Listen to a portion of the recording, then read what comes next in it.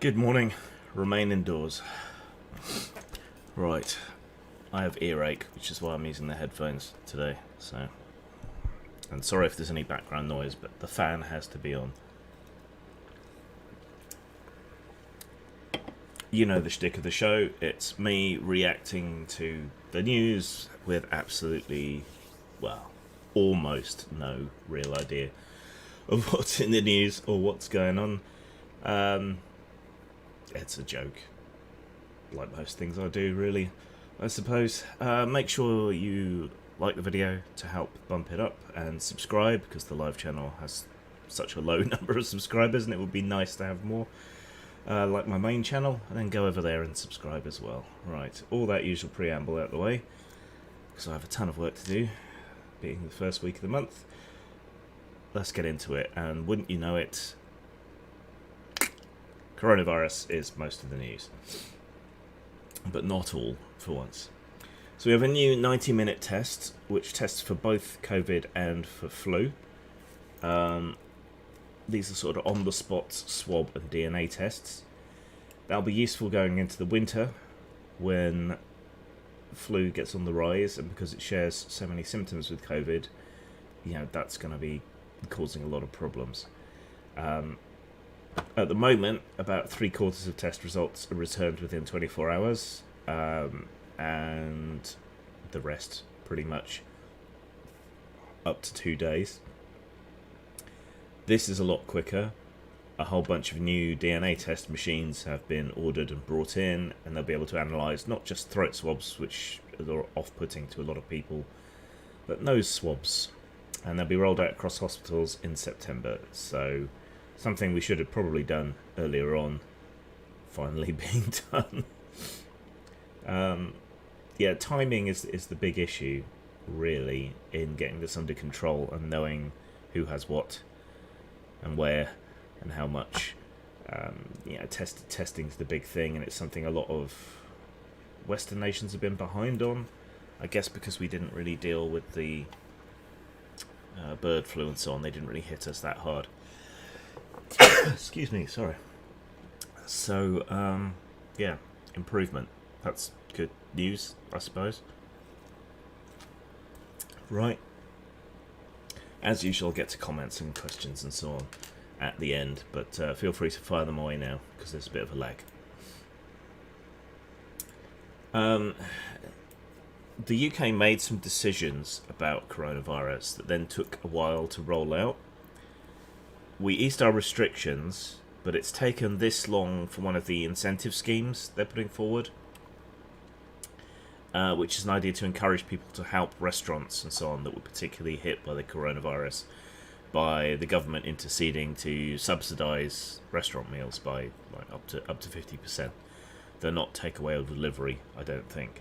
So at the same time we're sort of drawing back from our relaxation and locking down more, that scheme has started encouraging people to go out, eat out in restaurants with other people and spend money. This is rolling out at more than 72,000 different places. The discount has a cap of £10 per person. It doesn't apply to alcohol, so there's always something. And it's designed to encourage people to visit restaurants. At the same time, we're trying to encourage people to be more careful and not to go out as much, because there's obviously a delay. Yeah, so it was a nice idea to help people, though left out a lot of people that needed help. But now we have it, because it took so long to get sorted out, as a contradictory message. Well, that's fun. So in regard to rolling back the easing of restrictions, a major outbreak has been declared in Greater Manchester, as the infection rate has risen and risen. They've got posters up saying it's a high-risk area. They're encouraging people to remain indoors once again, at the same time telling people it's standard practice not to be alarmed, and so on. These additional lockdowns also apply in East Lancashire and parts of West Yorkshire. They ban separate households from meeting each other at home, again, which is something we'd relaxed on. Can you get people to go back into lockdown of a more strenuous nature once you've let them out of it? Well, I guess we're going to find out. Things are bad here, but not as bad as the States, so, you can be somewhat happy about that. A big scandal has broken out for a number of intersecting reasons, if you'll pardon the pun.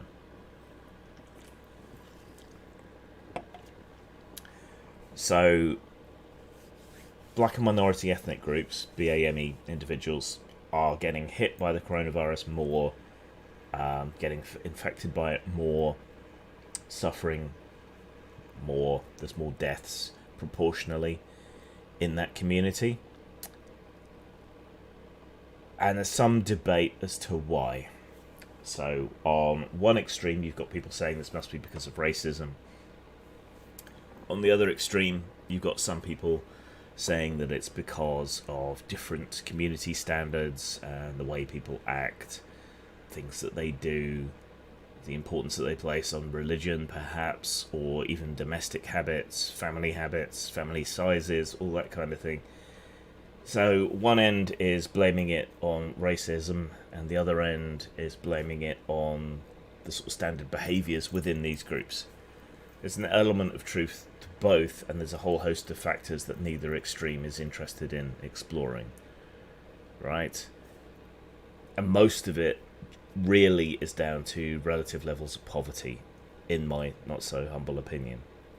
Immigrant communities start at a lower level of less income, tend to have larger families, as poorer people tend to in general, and so on. But this is disproportionate within the black and minority ethnic communities, because social mobility is not great in the UK. It's better than the US, but it's not great. So if you start poor, you're likely to end up poor, and so all of those factors are compounded and so on. So it's not racism exactly, it's poverty and poor social mobility, and that affects poorer white ethnically British communities as much in their own way. At the same time, there probably is an element of racism. There is probably also an element of cultural differences. Families that are bigger, that are closer, that are living in closer quarters, families that prioritise perhaps church or mosque or synagogue more than your average Brit who isn't particularly religious and maybe just sort of tugs the forelock slightly in the direction of the Church of England. You can't ignore that these are factors as well. But that's not racism, except that we can't agree on what racism means, right? So you'll hear people talk about systemic racism. But to understand what systemic racism is, you have to understand that it doesn't actually mean racism. Nobody at any level of any set of decision making or policy making needs to be racist for there to be what they're calling systemic racism, right? It just means that the structure, the way we do things, the standards that we have disproportionately affect some communities. And that needn't be deliberate, so it needn't come from any kind of racial animus towards that group. If, for example, you tighten restrictions on immigration, right, that's going to affect people of all kinds of races, from all kinds of nations coming into the UK. If you tighten those restrictions, like the new points-based system they're on about, it's going to affect a lot of people. But it is going to disproportionately affect the BAME community, right? Because they tend to be coming from poorer areas that don't necessarily have the same educational standards that we're requiring. They don't have the opportunity necessarily at home to make as much money as they might need to sort of buy their way through the process and so on. So there may not be any racism involved in immigration law. I think there is, but I'm just using it as an example, right? Nobody involved at any level needs to be even remotely considering race, but it is going to disproportionately affect that group, and that's what they call systemic racism, which is a rather misleading term, I think. The Americans have a term in their legal system called I think it's disparate effect or disproportionate effect, something like that. It's a better way of understanding it. You know, your policy might not be racist, but the outcome might disproportionately affect certain groups in different ways, which you should account for. But we want to be as universalist as possible, because that's what makes the law in particular fair. But there you go.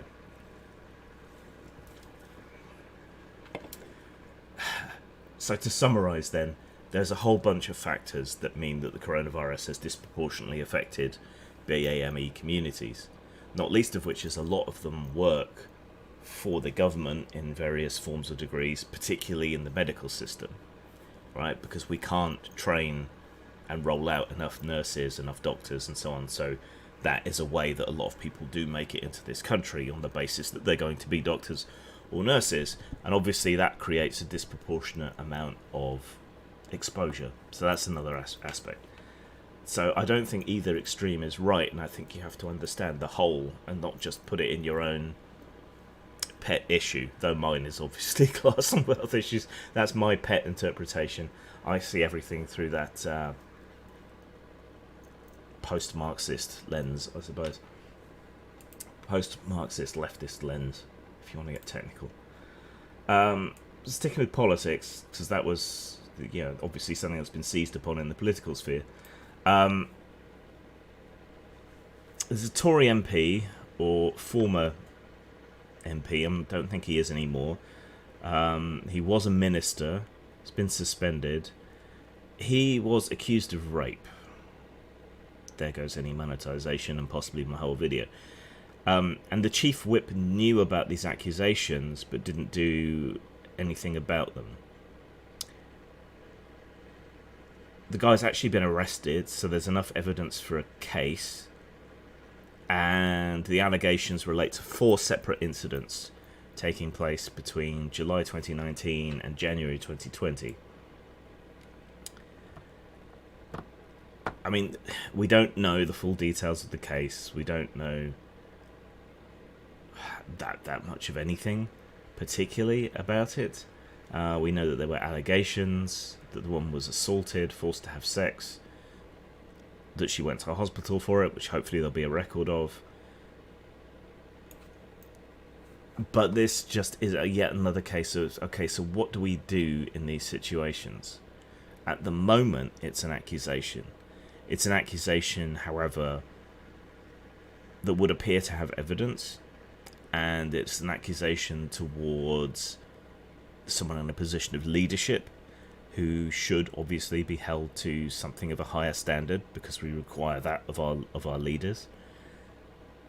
At the same time, he hasn't been convicted yet.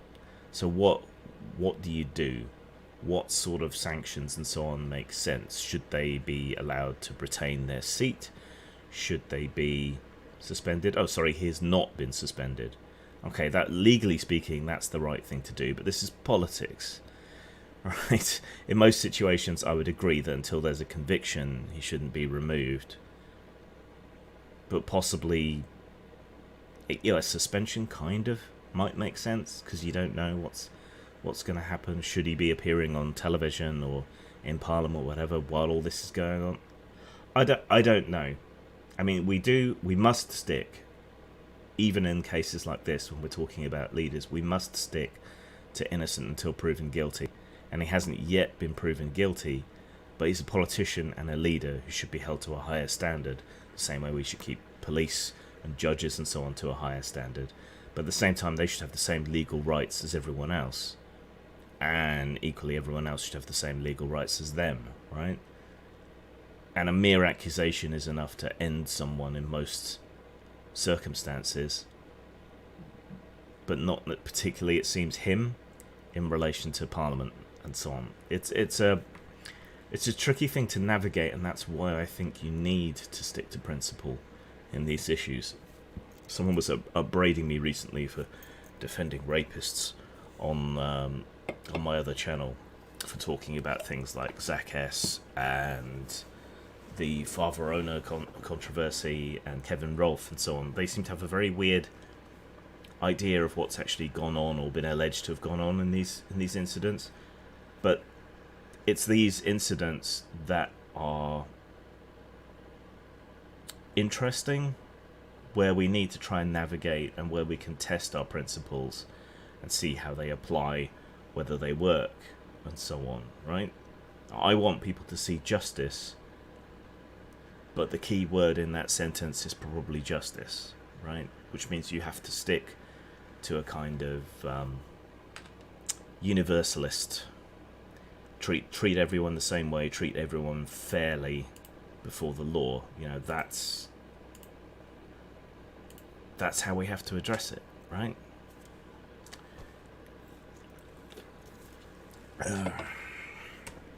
But it's not easy. But it's also not easy to have the discussion, and you have to have the discussion. Planning permission. This is always a sore spot in the UK.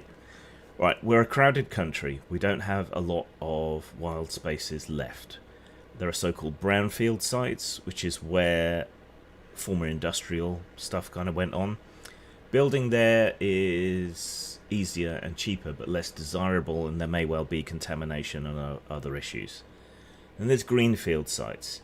This is usually former agricultural or parkland, sometimes privately owned, sometimes publicly owned, sometimes owned by councils which have been starved for cash. So there's immense pressure to give up those few green spaces that we have for more housing, both to provide housing and to keep the price of houses down by keeping the supply up.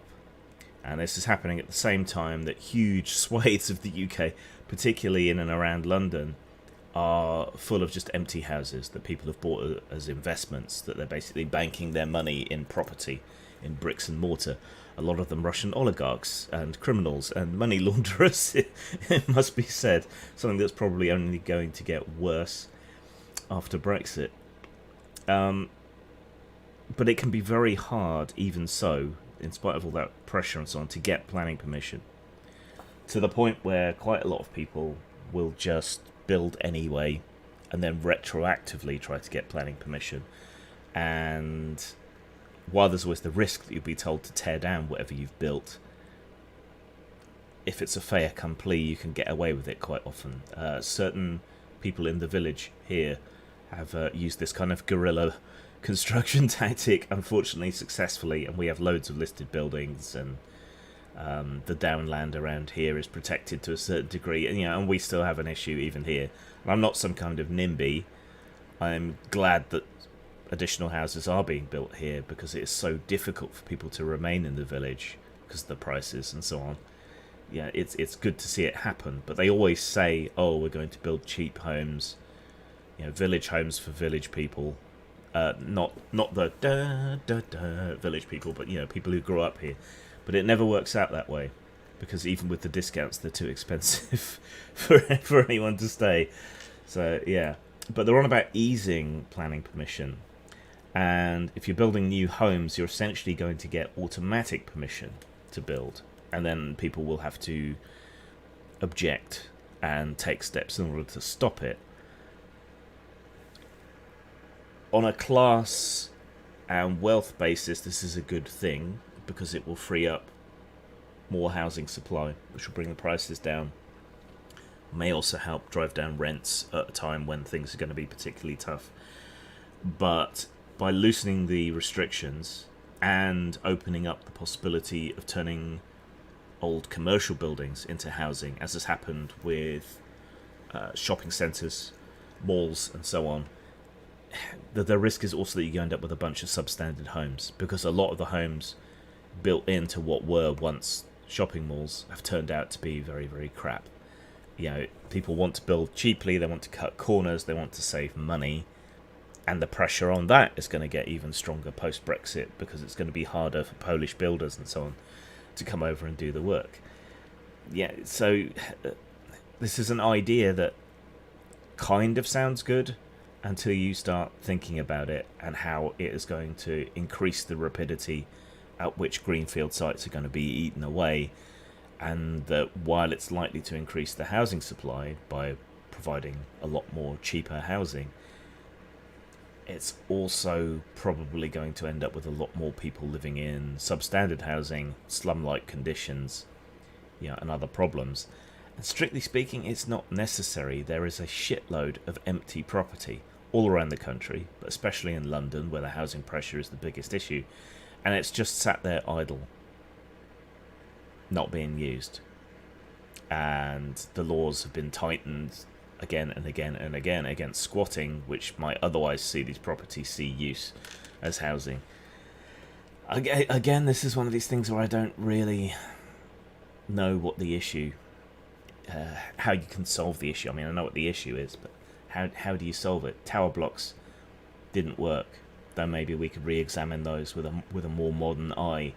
There's all this property that's locked up by others, and we rely on that money coming into the country and the taxation and so on that it creates, but we also need homes for people, and we have a big homelessness problem. Again, particularly in London and the other large cities, though it's also spreading out to the regions now. So what do? You need homes. We've got a bunch of empty ones. We can build more, but they tend not to build the kind of housing that we need, and the threat is with this kind of thing that you end up with shit housing. It's better than no housing, but not much better than no housing. Another somewhat insoluble problem, but maybe the collapse in immigration will help there, though immigration doesn't actually put that much stress on the housing supply. Now, the other problem, of course, is the holdover from Thatcher, in that when she created the right to buy scheme so that people could buy their council houses, the government housing, we lost a huge amount of supply of government housing for people who can't afford homes and so on, right? And it's good to put people in that because you have certain rights. Your local government so on has to respect your rights in regards to the property. But it was no longer financially viable for councils to build council houses. So that really fucked the supply and took away a lot of the housing that really was needed by the most vulnerable. So everyone was screwed by that. And they haven't walked that back, which probably need to. Or at least make it so that councils can build and then sell on council houses if people want to buy them profitably, so that they can then reinvest in additional housing. But no one seems to care about that. More apocalyptic news. In the Amazon, Brazil has recorded a huge number of increases in fires, probably as a result of the policies of Bolsonaro, who is a dick. I have friends in Brazil. Coronavirus is out of control, and he's another one of these right-wing populists that people think they want, and then they turn out to be horrendous. There's been a rise of nearly a third in the amount of fires in Brazil. The deforestation has accelerated, and all of this seems to really stem from Bolsonaro's policies. So he's loosened it up and made it easier for people to cut and clear, create more farmland, and burn down forest. International pressure has made him cut that back, but it is still a huge problem. Does he deny global warming? I don't know. I can't follow Portuguese or Spanish, and getting proper details for anyone else is difficult. But we are monitoring it from satellite. Now, Bolsonaro has criticised Brazil's environmental agency for fining people too much. So it does very much seem to come down to Bolsonaro. And we can only hope that with all the economic and so on hardships that are still down the line, even once we pass through coronavirus, that the next sort of generation of global leaders start to take the environment more seriously and invest in green solutions. I wouldn't hold out too much hope. I mean, Trump just clawed back a $200 million investment the Obama administration made in solar energy. His entire presidency seems to be predicated upon the idea of dismantling anything and anything that Obama did, and I don't think that's a particularly healthy way to approach it. Ticks. I found this interesting, right? Because ticks, I always see Americans going on and on and on and on and on about how bad ticks are and the diseases that they carry. What's the big one called? I knew someone who got it. Lyme disease. So I know someone who got that. That's one of those weird, mysterious ones that can affect people in wildly different ways and fuck them over a great deal, right? We don't really seem to have that over here. At least I've never heard of anyone getting it here in the UK.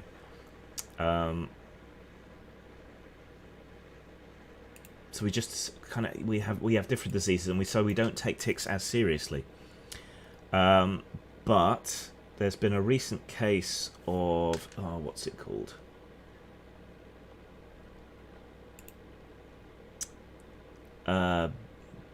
Babesiosis, babesiosis, Babesiosis, which is a pretty rare disease called red water fever. The other main illnesses that we get over here mostly affects livestock. We can get Lyme disease here, but seems to be a lot rarer in the UK. Whether it's just that our wild areas are different, or we keep ticks and stuff under control better, I don't know. We don't have possums, but you just don't hear about it that often. But we have a case of babesiosis, and this kind of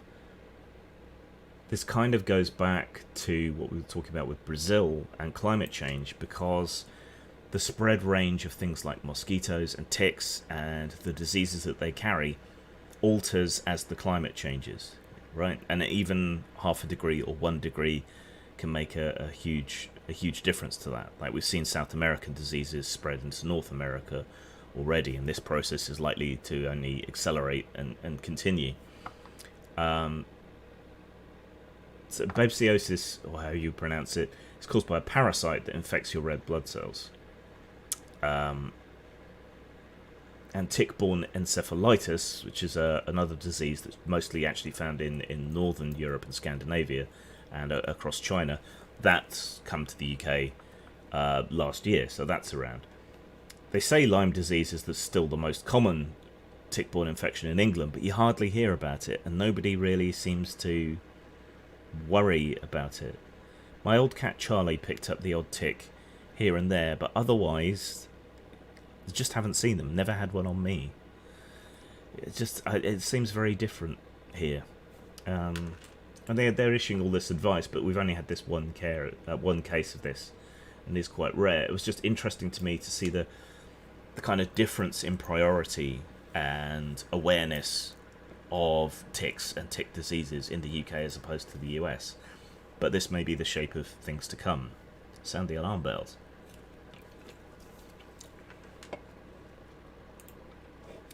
Back to racism. A bunch of music stars, including Lewis Capaldi, Rita Ora, and many others have come together to call for an end to racism. So obviously that's what we were waiting for, wasn't it? just for some music artists and celebrities to tell us that racism was bad. We know racism is bad. We've known racism is bad for quite some time. But the problem today, I think, is that we can't agree on what racism is, as we touched on earlier. What seems to have prompted this is the anti-Semitism of Wiley. A friend of mine runs the Sex and Censorship channel. He did a big, not particularly well scripted, but interesting rant or presentation about this over on his YouTube channel, Sex and Censorship. Go and look it up. He's Jewish. He's married to a black woman, so he has an interesting perspective. Plus, he's a free speech agitator who is adjacent to the adult industry. I suppose that's the main thrust of what, if you'll pardon the pun, that's the main thrust of what he does. But obviously, being Jewish, being married to a black woman, and being involved in the music industry peripherally as well, and having been involved in anti-fascism in the 80s and 90s, and having been involved in Rock Against Racism when he was younger as well, he has really interesting and useful perspectives on all of this. Some people are going to take this as a dog whistle, I'm sure, but I mean it sincerely. What Wiley and a lot of rap and grime and other artists have said about the Jews in particular, it mostly stems from the Nation of Islam, which is kind of Scientology for black people, or the black Hebrew Israelites, right? There's virulent anti-Semitism coming from them towards Jews, but there's also virulent anti-white racism coming from those groups. So if we want to end racism, it has to be for everyone, against everyone, right? You can't make exceptions. And unfortunately, it seems that only when it crossed the line into anti-Semitism that anyone who isn't an obnoxious far-right prick began talking about it, right? And the Jews occupy this nebulous space where they're considered white by some people and non-white by other people, and it does throw up all the fractures and contradictions and hypocrisies. But it's not limited to anti-Semitism. There is a lot of dangerous and violent anti-white racism, and it only feeds the narratives of the far right. So if we want to choke the far right, if we want to stop them continuing to gain ground and continuing to seem like they have at least the ghost of a point, we need to stamp out anti-white racism as well. We need, like I keep saying, we need that universalist standard, right? We need to say racism is bad from anyone towards anyone, but we don't have a common definition. To me and most people, I would say, racism is prejudice on the basis of race, right? It doesn't rely on power or systemic power or being a majority or holding power. It's just an obnoxious, nasty view towards others. And it needn't even be the case that racism is looking upon other races as inferior. It can be looking upon other races as superior. That could take the form of benevolent racism, considering their morals or different ways of knowing to be equally valid, that kind of thing, or it can be horrendously dangerous. If we look at how the Jews were treated in Nazi Germany, there goes any monetization or anything I had left. If we look at that, you look at the stereotypes of the Jews. I mean, there was the rat thing and so on, obviously, but by and large, most of the propaganda in Nazi Germany represented the Jews as being superior, as being conniving, sneaky, powerful, in control of everything, right? That's not your traditional racism towards, say, black people who were irrationally and unevidenced thought of as primitive or backward or stupid, or whatever. That's not the case with the Jews. But the Nazi view of the Jews as this superior, conspiratorial, wealthy, powerful elite led directly to the Holocaust. Not that it was just Jews that they killed, but yeah, that idea that they were superior seems to have driven a lot of the motivation towards killing them, right? And we see that same idea enshrined in white supremacy ideas coming from the woke skulled cult, right? That these are people who are going out to oppress others and to exercise control and so on, which may have been true historically, but not so much anymore, right? And that's dangerous. I think that's even more dangerous as a form of racism than considering people lesser or being paternalistic or benevolently racist. So it's all very well speaking up when it becomes anti-Semitism, and there's good reasons for that, historically speaking, you know, and the precedent of the Holocaust and so on. But it's still ignoring the anti-white racism. And we need that more universalist coming together. We need the opposite of intersectionality, which I think is solidarity, right? We need that to continue the work of stamping out racism. But if we can't even agree on what racism is, or what the term is, what it means, where it applies, we have a problem. It's this semantic issue of meaning of words that I keep banging on about, because it is important. If you can't communicate, you can't persuade, you can't win people over, you can't have a cogent and meaningful discussion or argument or just a conversation about anything. If I say racism and I mean prejudice on the basis of race, and you say racism and you mean prejudice plus power, we're not communicating the same concept.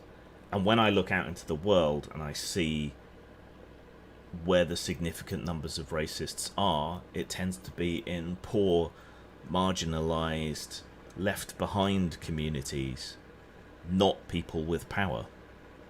So if you're saying that without power it's not racism, then I look at white skinheads and football fans from sinkhole estates expressing virulently racist ideas, and yet your conception of the view of what racism means would mean that they're not racist.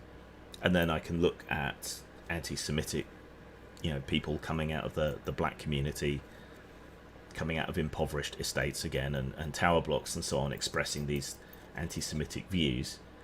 And they don't really have any power. Some of them might ascend to power through money, through successful musical careers.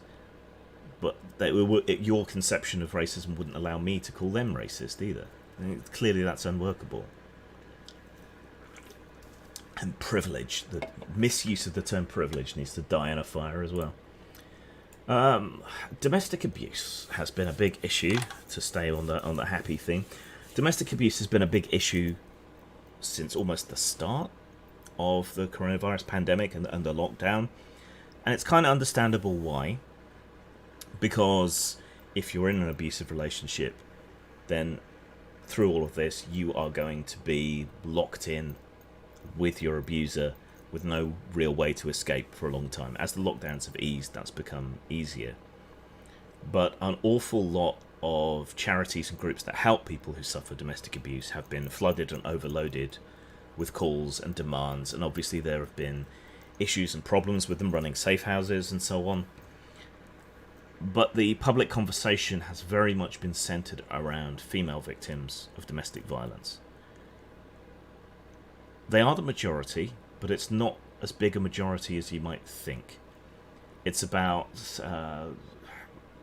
the studies that I lend any weight to, and I would say that I am biased because I have an interest in men's issues, but they tend to weight it about 60-40. So 60% of victims of domestic abuse are women, 40% are men. It varies depending how you define domestic abuse. Men do tend to be more physical, but women tend to use weapons and so on more often, and are much more likely to engage in emotional abuse.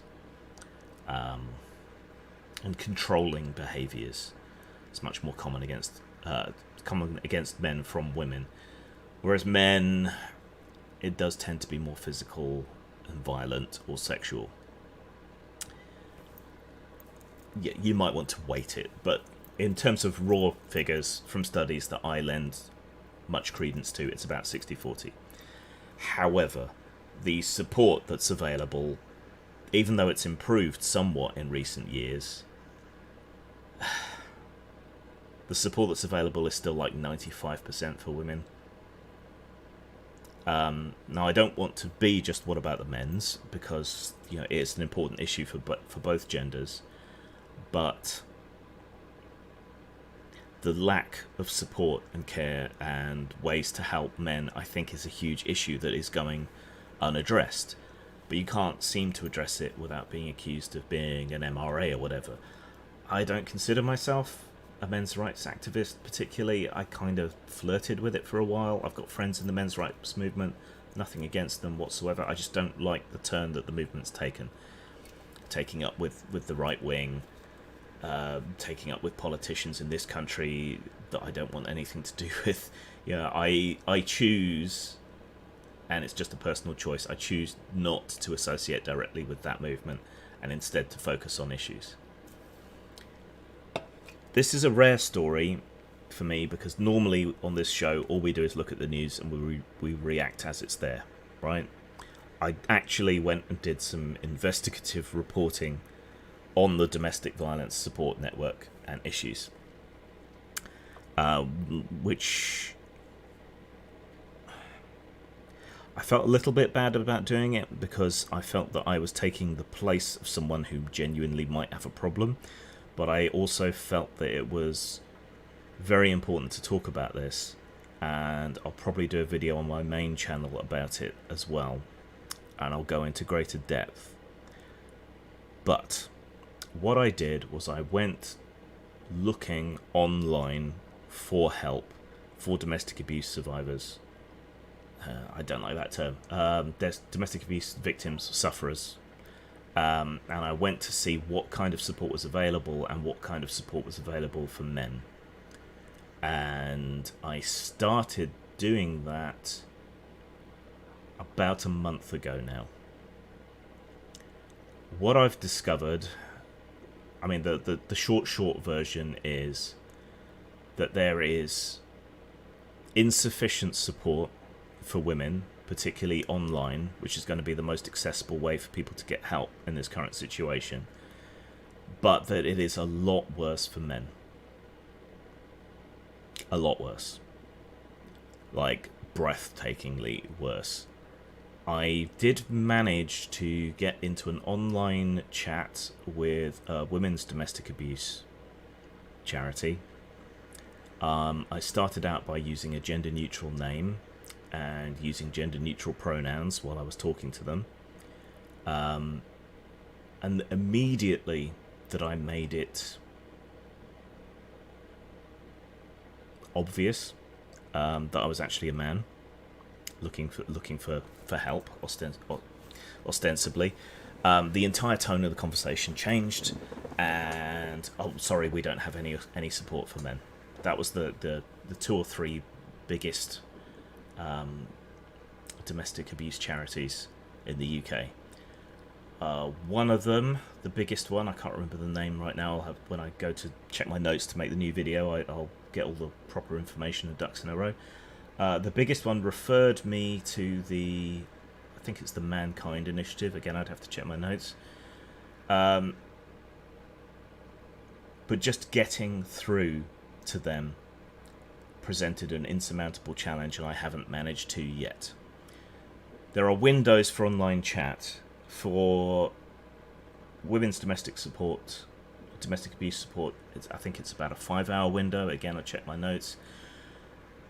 Most of the days of the week. For the men's charity, it's like 1 hour, 1 day a week that you can get through on a digital sort of chat line thing to try and get support and assistance. That's pathetic. And male victims are certainly going practically unheard in this. A few of the news stories I've seen have said that there's also been an uptick in men, but it's always an afterthought. This is a problem. Men will put up with a lot. A lot of police who report on this sort of thing say this as well. You can call it toxic masculinity if you want, but men are less likely to talk about this, less likely to seek help in the first place, and so that presents an unrealistic and inaccurate portrayal of what's going on. I think it's to men's credit that they peacefully and passively put up with a lot of shit. But it does make it harder for others, and it does make it harder to make the case for more support. And I don't think emotional and controlling and financial abuse is really any better than a punch, really. And may well contribute to men's higher suicide rates, because they feel that there's no support out there, no one to go to, nobody that will take them seriously. And men hate to admit weakness and like to appear useful. But yeah, I hope to do a better report on that on my main channel later this week. More positive news. The only bit of positive news I saw today. The Spacex crew has returned. The Dragon capsule splashed down in the water, and that is the first water landing that has been done since the last Apollo mission, I think, 45 years ago. So if we want to take a positive slant on this, we now have a much more modern capsule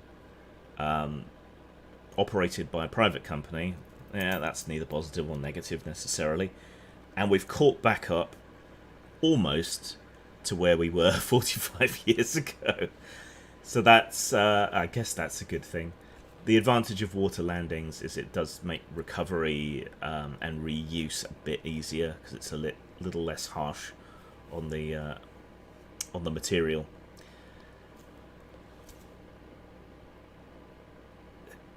So I guess it's a good thing, and it's another step towards recapturing the glories of Apollo and then moving beyond it. I hope we get back to the moon in my lifetime. People will say we need to concentrate on Earth and the environmental issues and so on, but you can do a lot from space, right? You can see the damage more clearly. You can target your efforts more clearly, and I think seeing the Earth as a pale blue dot has a transformative spiritual effect on people, and the more human beings that experience that, the better, I think, because they become quite powerful advocates for various causes, and it elevates people, you know, in the public consciousness. There's a nice diagram on the BBC site that shows you the size of the Dragon capsule, and then you can take that and compare it to Apollo and so on. But also keep in mind that all the updated computer equipment and so on is a lot lighter, so we're able to carry more payload. It really does make a huge difference to use more modern stuff. When the space shuttle was just sort of finishing its run, they were having to source components from eBay. It's just goes to show. Right, I don't think we had many people watching today, but if you've got any comments or questions, hit them now. I will have a look through what you've said, and then I need to get on. So I've got tons of work. Adam says he was alerted for once. Good, good. Subscribe. Hit the little bell. Click all. And then hopefully you'll get at least most of the alerts. Adam says meal deal rather than new deal, as the paper said. Friends in Australia and the US got actual money. We get half off on food on certain days, and only if not delivered. I did get some financial assistance for small businesses, because it was looking a bit bleak then. But now I find that I've got more work than I know what to do with, really, at the moment, which is why I'm going to have to cut this relatively short today. But yeah, so I got 1,000 and something, but it's taxable, so they'll get some of that. They'll claw some of that back, and it has made things a lot easier. So yeah, but I've got a lot of work, and that's kind of nice, but also a lot of pressure. I'm feeling the stress a bit, but individuals haven't. And yeah, that's an issue. I don't know if we're going to see any rent relief or mortgage relief or anything. I would hope that we do. Lyme disease, yes, except it's Lyme, I think. Because Lyme disease, Lime, sounds quite pleasant and zesty. Adam brought me up on the 40% of domestic abuse that's against men. Yeah, I did go straight into that, but yeah, it's always worth reminding people. It may even be more. Some charities estimate that even that is underreporting, and it's something like 50-50, but it is the nature of the abuse that is different.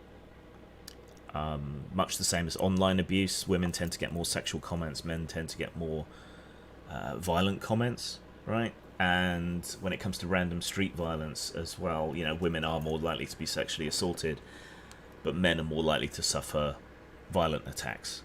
And if you compare like for like, men suffer street violence, randomized street violence, about 50% more often than women, I think, if I'm remembering correctly.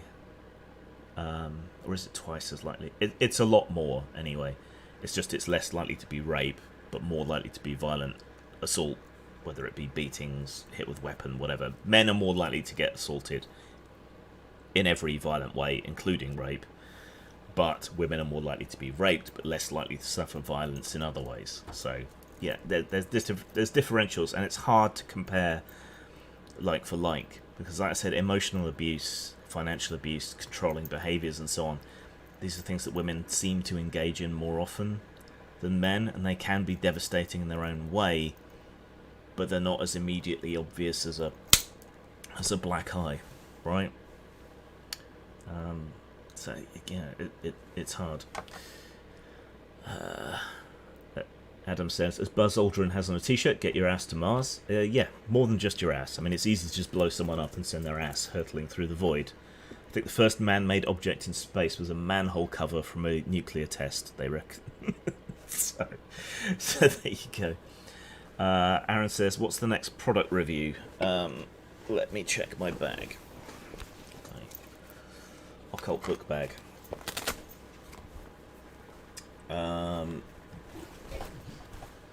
It may well be Umlaut, the Game of Metal, which unfortunately has a green cover, so you can kind of see through it.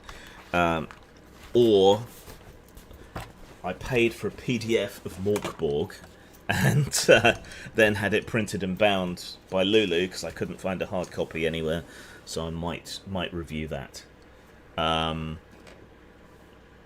Bags are available from wish.com or from specialist Japanese importers. So it'll be either that or Morkborg, and I want to do my reportage on the domestic abuse situation at some point this week. How goes the Sexy Time RPG show? Goes pretty well. Not selling quite as much tie-in product as I would have liked, but the show's going well. It's just last session went really random. One of the characters has a bag of beans, and they planted one, and it grew because they rolled a really high roll on the random effect. It grew a gigantic black pyramid in the middle of this island that they've been helping, and unleashed a mummy lord on it. They're only level 4. Mummy lord is challenge rating 15, and it crushed the other incident they were investigating. So that's going to be that's going to be interesting. But it's just liberating to be able to have a game in which adult content is not only there, but expected and desired and wanted and played into.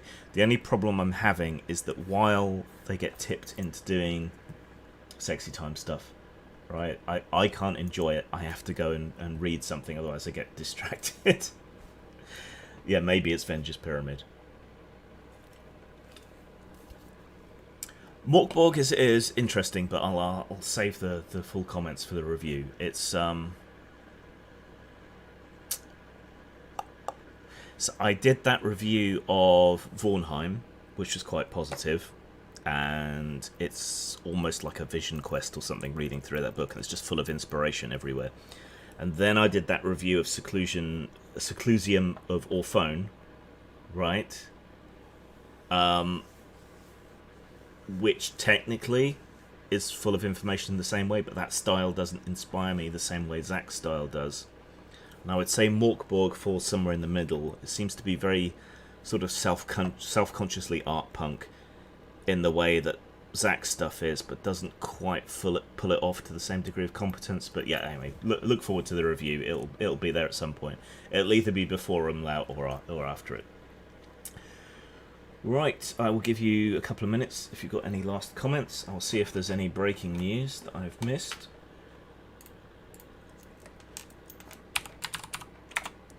And then I'll get on. I've got 6 500-word short stories to write for that app that I've been helping with. I have a consultancy on a commercial video for a new product. So that's going to be interesting, especially with time zones. And I have to do my social media updates and mailing list update. So there's that to look forward to. Sign up to my mailing list, links below. It doesn't seem to be any new breaking news, so we're okay. Nothing's blown up.